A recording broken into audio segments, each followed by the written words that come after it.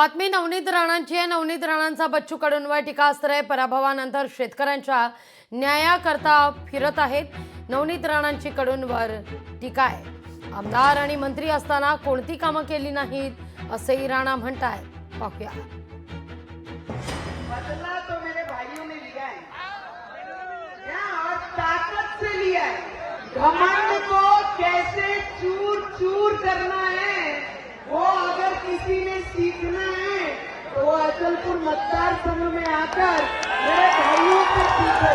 20 वर्ष या मतदार संघाने नुसता ड्रामा, नाटक, नौटंकी, ढोंग, कधी बाई मंडीच्या वरती, कधी नाल्याच्या खाली, की कधी पाण्याच्या टाक्याच्या वर,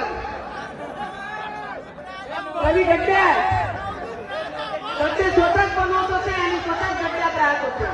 4दा आमदार, 2दा मंत्री आणि आता काय करताय? पडल्यानंतर शेतकऱ्यांच्या न्यायासाठी, शेतकऱ्यांच्या हक्कासाठी महाराष्ट्र पिंजू काढताय।